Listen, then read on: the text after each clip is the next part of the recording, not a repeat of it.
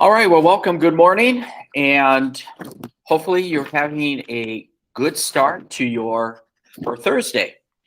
It does look like, here in Minnesota, we always like to talk about weather, it seems like, or at least I do.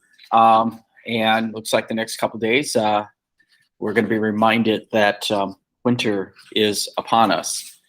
And so if you're going to go out and about and all that stuff, be a little cautious when we are dealing with the weather. Okay, so before I start, I just want to throw out there the start of 2021 for politically in the United States has been very interesting. Last Wednesday, we had the violent protests occur at our nation's capital, and this week, historically, second time President Donald Trump has been impeached or charged with impeachment. And so now it will be most likely sent to the Senate, and there the articles need to be brought up for a trial, and we don't know when that particular aspect is going to happen. But again, another first, I guess, in our political process, a president is now impeached for a second time. The same president being impeached. And I'll open up the floor. Anyone got any feedback or any thoughts that you might want to share in the chat or on mute? We should be okay to speak about these types of matters.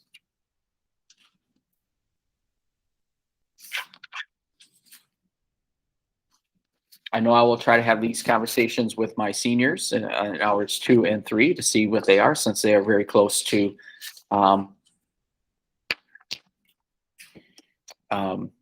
voting, and some of them actually did vote in the last one. Now, could impeachment bar him from running again?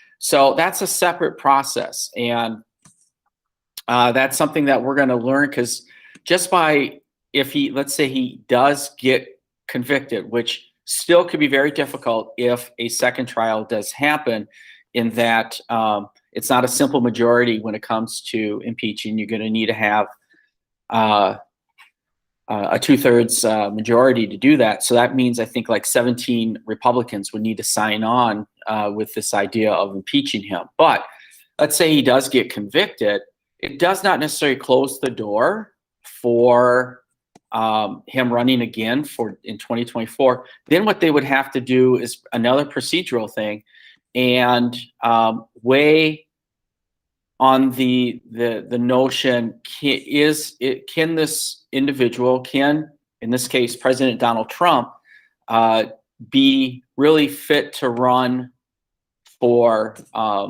political office in the future? And so then they would have to decide that. And so that's where that second part, or that second phase, would come into play on that issue. Can he run again? So it's not a slam dunk if he does get convicted, that it prevents him. They will have to do another procedural thing on that.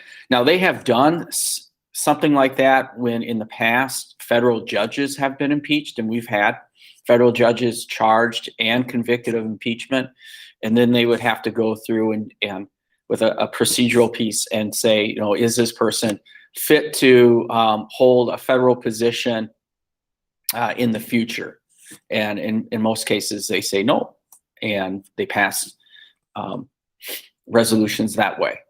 All right, but that's a really good question, and I think that's what has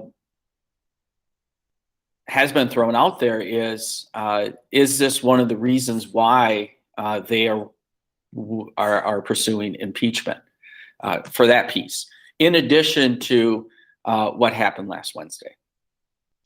Okay, anyone else?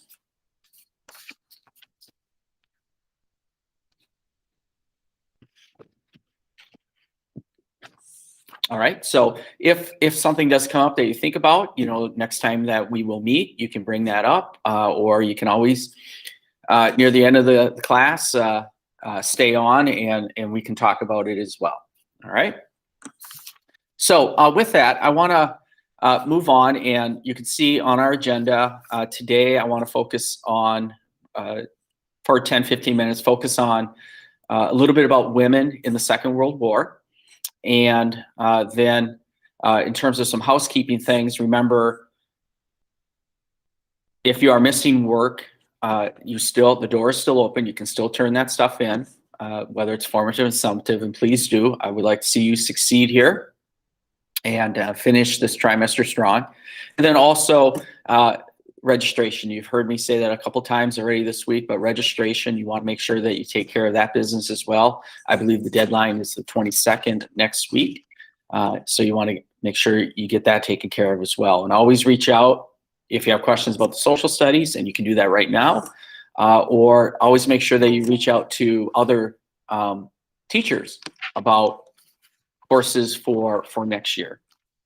Okay.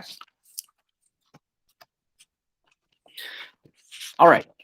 So with women in the Second World War, and we already know that women played at least in the United States, have played a very active role on the home front, fighting the war at home, and by through their employment at war industries or simply at home in terms of being part of the rationing process or scrap drives or any of the associations that are aiding soldiers abroad. Women play a very active role at home, and in some cases, is really our secret weapon at home, and how they helped out in the war industries. And so we did a very active job in recruiting, and other countries as well is going to do that, recruit women or even conscript women to work in the war industries. It is in perhaps the Axis powers in those countries that are very hesitant to use women in war industries and getting them involved in the war effort. Now, when we look at them being involved at home in the workplace, it was not necessarily always the easiest. And what I'm going to get at is pay may not necessarily have been viewed as the same as men. Harassment did occur on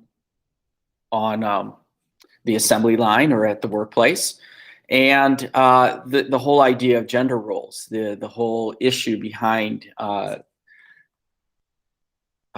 what is perceived to be is the gender role, or sometimes we used to refer to in the 19th century as this cult of domesticity. Here are different spheres in which men and women are associated with. That is coming to play during World War II. So the pay not being the same, the harassment and discrimination being faced at the workplace, and then this whole idea of gender roles. Now, one thing we also will know is women will be recruited to participate in the war itself and get involved in the military. And that's occurring in this country and then in other countries. And so I have a video clip here that is going to highlight women in combat. And so as we watch this video clip, just think about some takeaways. And then I'll have some thoughts on the assignment, and then I'll cut you loose. So let's watch this video clip here.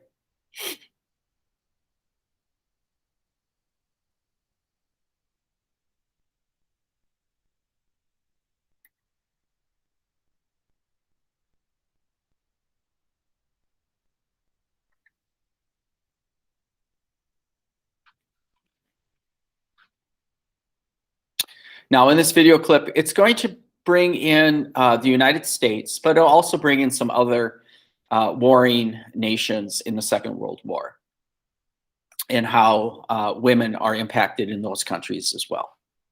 So.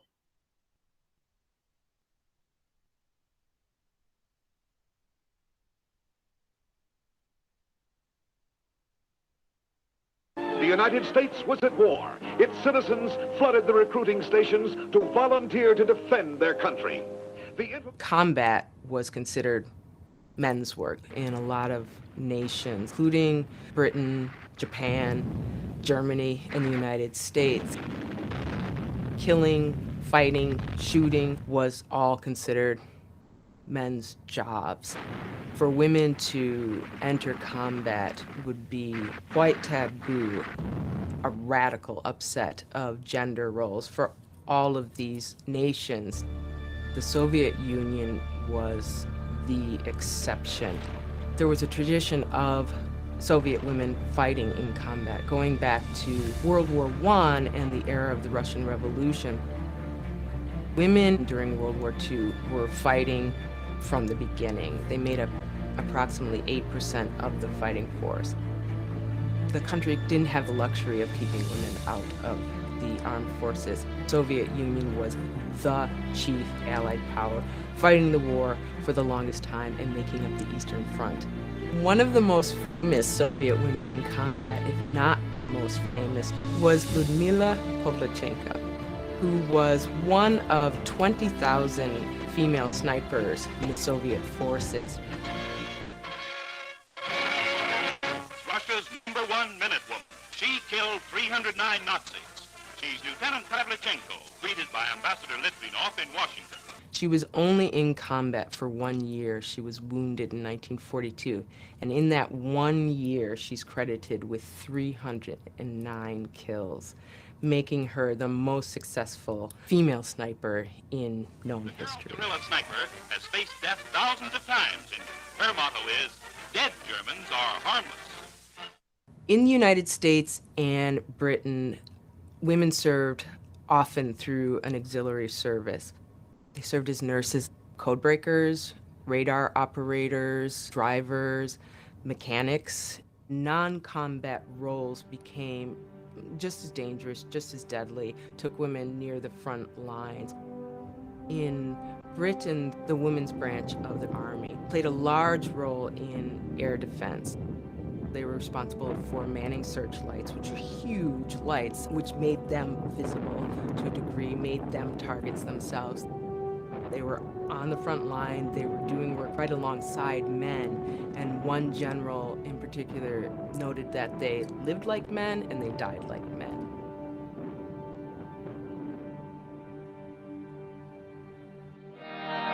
Today, in 14 countries and territories, American service women are on guard at the sides of our team, carefully selected for character. In the United States, you had women serving in several auxiliary units. The WASP was a civilian organization of trained pilots.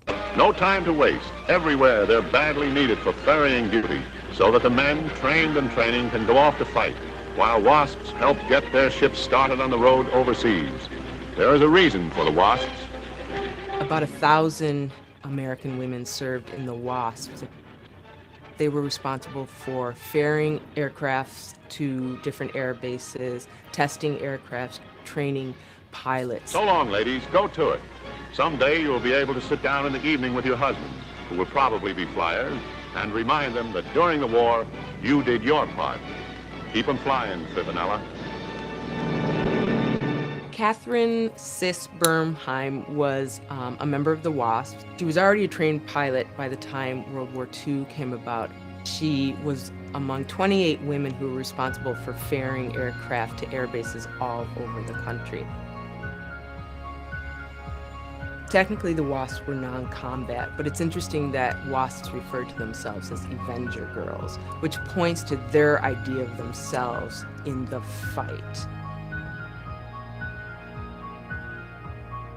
She describes being the most exciting time of her life.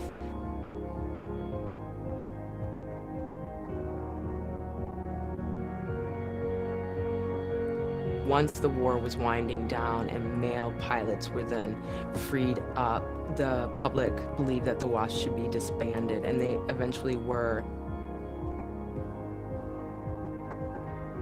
Had Time magazine in 1944 predicting that the post-career of WASPs was going to be swept.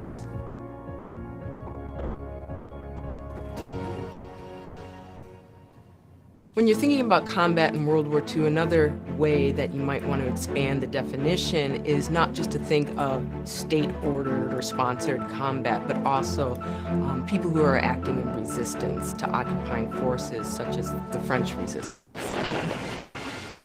Elsewhere, schmuck troops, men of the heroic underground, set the stage for the liberation of Paris. There were women who participated in battles, who pulled the trigger, who were on the front lines, who did sabotage attacks. This group is led by a woman, and she packs more than a pistol. They comprised about 1/5 of the resistance, acting like spies or sheltering people from the occupying forces or carrying information. The most famous female member of the French resistance was a woman named Lucy Aubrac. One of the reasons for Aubrac's fame is her brazen rescue of her husband in 1943. He was arrested for the second time and was set to be executed. Pregnant at the time, she devised a ruse in which she pretended to be his fiancé and begged to be able to marry him before he was executed.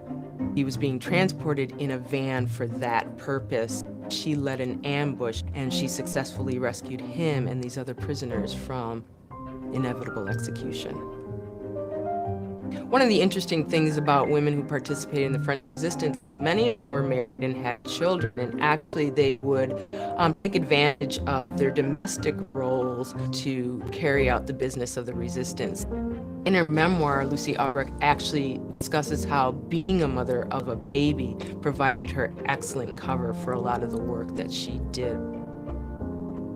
So there are a variety of ways that women participated in or contributed to the fighting forces of their different nations throughout the entire war.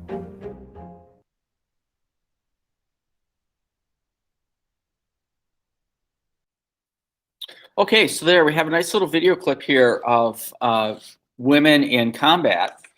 And so you can see that depending on nations, to what level and to what degree you do see women in combat. So outside the United States, women are getting active in the fighting, as in examples in like the Soviet Union and through some of the partisan activities in places like France. But then also looking here at home in the United States, there are going to be auxiliary groups being established. All right, so do we have any takeaways here from this little video clip?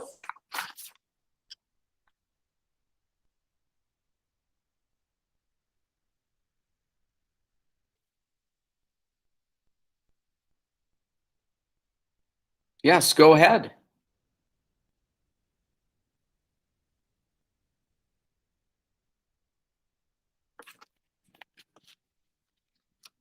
Although women weren't always on the front lines at the beginning, in the end they helped out in any way to the military.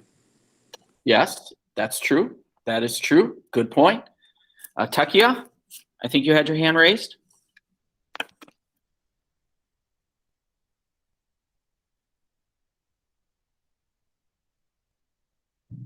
Okay. And so, yeah, you know, you look at the United States, and I think of like some of the WASP pilots, or those that's, you know, served as pilots, and they're ferrying the ships, or the planes, excuse me, the planes. You know, they inevitably are going to find themselves at times in harm's way as well. And then just simply if their location to the front might also put them in harm's way, especially in the Pacific theater.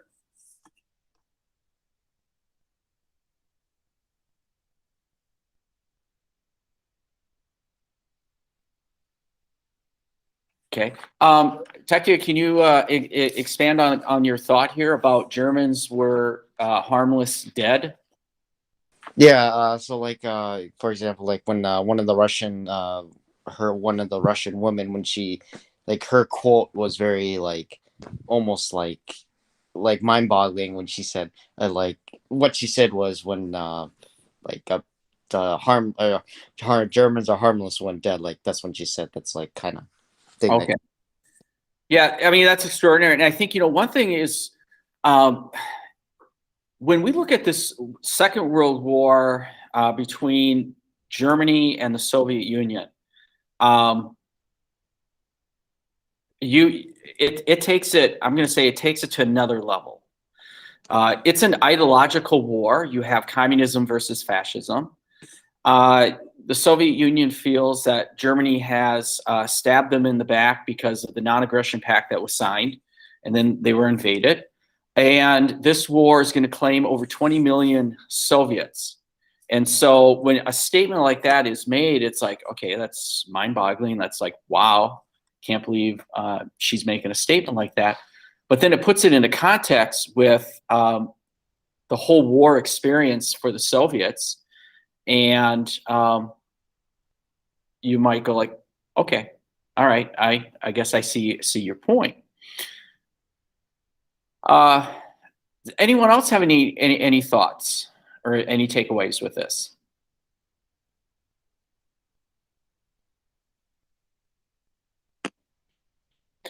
So when we look at, and I'll come back to the United States, the women in the military were part of auxiliary groups. So they are associated with the military, but might not necessarily have like the full military honor and privilege that goes along with it. So after the war, the story seems to get kind of lost, but is picked up as we revisit the Second World War and its importance in the 70s and the 80s, and the role that women played in our military in the Second World War is definitely getting a lot more recognition by the United States government, by the United States military. We're going to have over 350,000 women in uniform during the Second World War. That's a significant number there. And then very similar to when we look at the Second World War as kind of a catalyst to get the civil rights movement going, because yesterday with African Americans in the uniform, fighting fascism abroad, but we have Jim Crow at home. There is some contradictions and some paradoxes there. For women in the Second World War, this also is kind of a catalyst as well. Because what was the expectation after the war? What were women, whether they were in the military or in the war industries, what was the expectation? Kind of the expectation.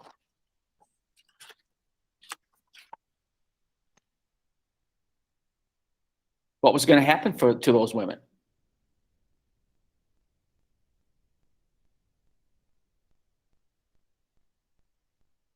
Yeah, they would go back to be housewives again.